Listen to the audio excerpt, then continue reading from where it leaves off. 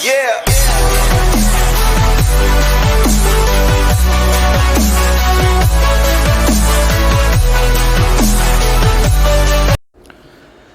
तो गाइस आज हम चैप्टर 1 डिस्कस करेंगे। एनओएस की 10th है ये। इंग्लिश का हम फर्स्ट चैप्टर है, चैप्टर 1 स्नेक बाइट। हम स्टोरी में ये डिस्कस करेंगे कि कैसे कैसे जो एक्टिविटी हुई है। तो पहला पैराग्राफ है जो कहता है कि वन डे आई सॉ से लेके है वह वेरी डेंजरस। एक्चुअल में इसका मतलब क्या है, ये वर्ड जो पैराग्राफ है उसके अंदर क्या क्या बोला गया है वो हम एक बार यहाँ डिस्कस करेंगे। Have you ever seen snake in your neighborhood? One day Raja sees a snake in his compound. He carry it home a coconut shell. क्या आपने कभी अपने आस पड़ोस में एक सांप देखा है? एक दिन राजा इसका जो मेन कैरेक्टर है, जो मतलब बॉय है यहाँ पर, एक दिन राजा को अपने परिसर में एक सांप दिखाई देता है।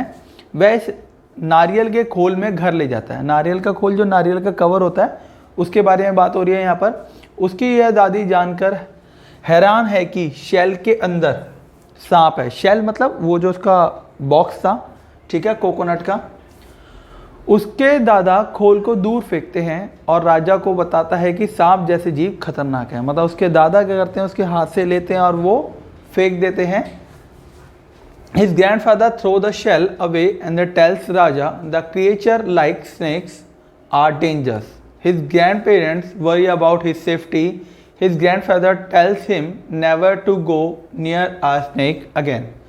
मतलब उसके पेरेंट्स बताते हैं, उसके ग्रैंड पेरेंट्स जो थे, कि सांप जैसे जीव खतरनाक होते हैं। उनके दादा दादी उनकी सुरक्षा के लिए चिंतित है और उसके दादा उसे कहते हैं कि वह फिर कभी सांप के आसपास ना जाए, क्योंकि सांप क्या था, उसको काफ़ी नुकसान पहुंचा सकता था एक टाइम आने पे।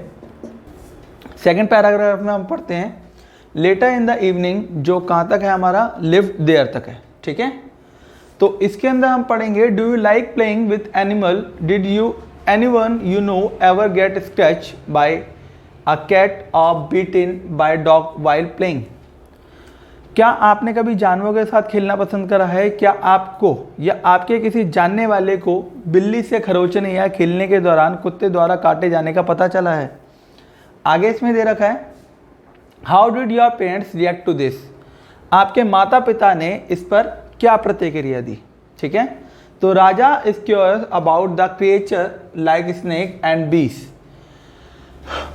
राजा सांप और मधुमक्खियों जैसे जीवों के बारे में उत्सुक है, क्योंकि जो सांप और जो जीव थे उसके बारे में वो जानने के बहुत ज़्यादा इच्छुक था। In the evening when he try catch अभी, उसने शाम को मधुमक्खी पकड़ने के लिए ट्राई करा। ही गेट स्टंग, और क्या हुआ, उसको मधुमक्खी ने काट लिया, स्टंग कर लिया, ठीक है, डंक मार दिया। He run for help to this grandmother and show her the sting. यहाँ पर क्या हुआ, तो वह लड़खड़ा जाती है और उसने अपनी दादी की मदद के लिए दौड़ता है और वह स्टिंग दिखाता है। स्टिंग मतलब काटे हुए का निशान, ठीक है। वह तुरंत सोचती है कि वह सांप का काटना है। मतलब उसके माइंड में ये पहले से मतलब थॉट आ जाता है, क्योंकि पहले ही राजा ने एक बार सांप से खेला था, मतलब वो घर ले आया था उसको।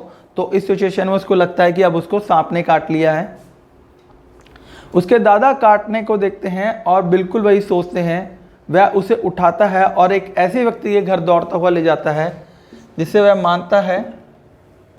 काटने को देखते हैं और वह बिल्कुल वही सोचता है, वो उसको उठाते हैं और एक ऐसे व्यक्ति के घर ले जाते हैं जिससे वह मानता है कि वह उनकी मदद कर सकता है, हेल्प कर सकता है, ठीक है। राजा को या किसी को यह बताने का मौका मिलता ही नहीं है। मतलब राजा चाहता है कि वो किसी को बता पाए, लेकिन उसको मौका ही नहीं दिया जाता कि एक्चुअल में उसके साथ हुआ क्या है, कि उसे मधुमक्खी ने काट लिया है, ना कि सांप ने। कभी कभी लोग बिना किसी सवाल सुने या पूछे स्थितियों को गलत समझ बैठते हैं, जो कि यहाँ पर हुआ, ठीक है, और प्रतिक्रिया देते हैं कि क्या तुम्हारे साथ ऐसे पहले कभी हुआ है, ठीक है। आगे है जो नेक्स्ट पैराग्राफ हम डिस्कस करेंगे, an old grey head man, जो कहाँ तक जाएगा हमारा, grandfather send him to gift तक, ठीक है।